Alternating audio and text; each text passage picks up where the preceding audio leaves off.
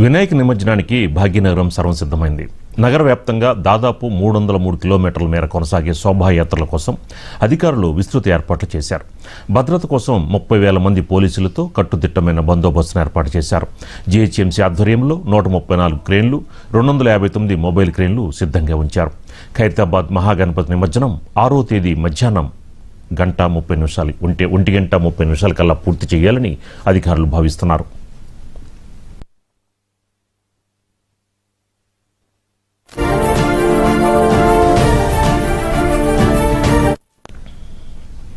వినాయక నిమజ్జనానికి భాగ్యనగరం సర్వసిద్ధమైంది.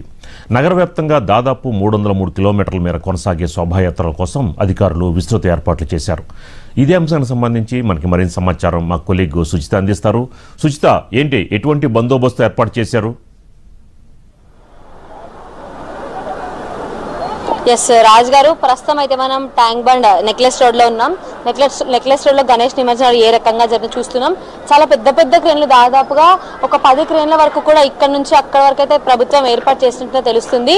ఇక్కడే కాకుండా నెక్లెస్ రోడ్ చుట్టుపక్కల, ట్యాంక్ బండ్ చుట్టుపక్కల ఉన్న ప్రతి చోట కూడానైతే ఏర్పాటు చేయడం జరిగింది. దీనిలో భాగంగా ఇక్కడికి వచ్చే వారికి ఎటువంటి ఇబ్బందులు కలగకుండా కూడానైతే ఏర్పాటు చేశారు.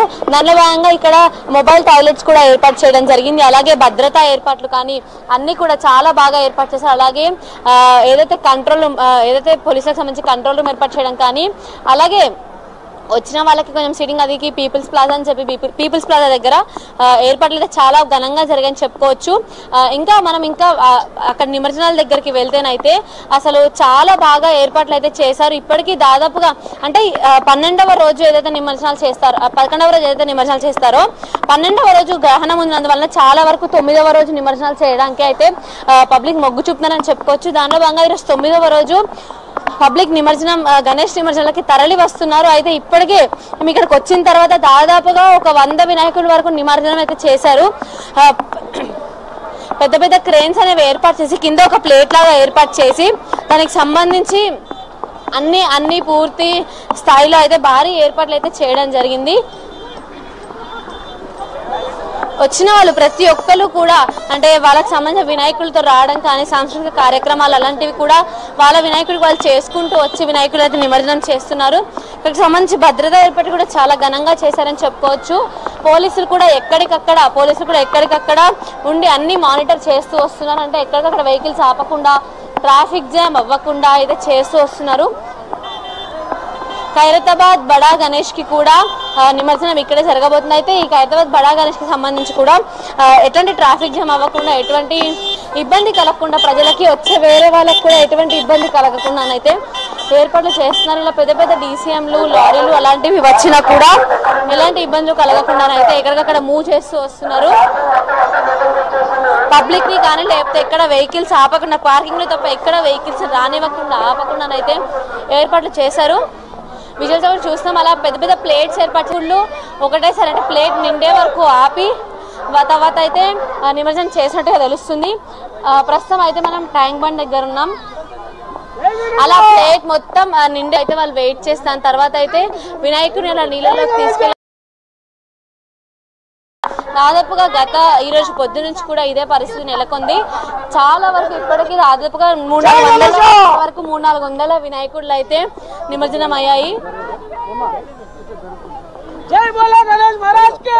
జై బోలో గణేష్ మహారాజ్ కి అంటూనైతే గట్టిగా అరుస్తూ చాలా ఉత్సాహంగా అయితే నిమజ్జనంలో పాల్గొంటున్నారు.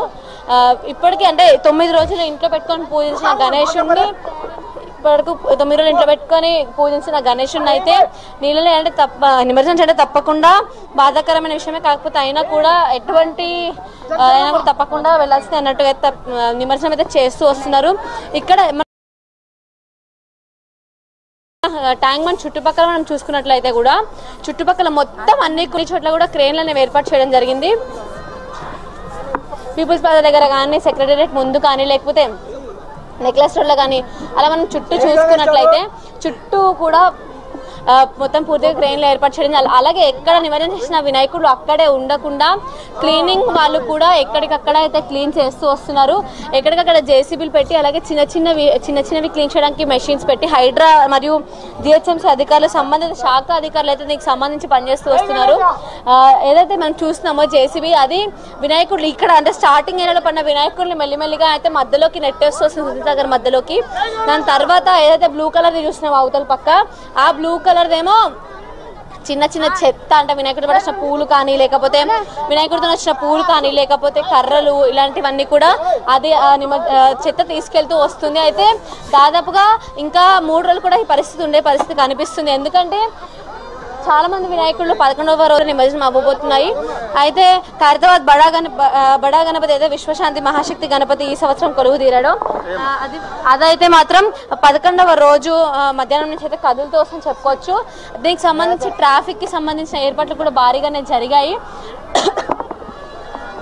హైడ్రా మరియు జిహెచ్ఎంసీ అలాగే ట్రాఫిక్ పోలీసులు మరియు పోలీస్ డిపార్ట్మెంట్ అందరి సహకారంతోనైతే ఈసారి నిమజ్జనం ఏర్పాట్లు చాలా భారీగా చేశారు.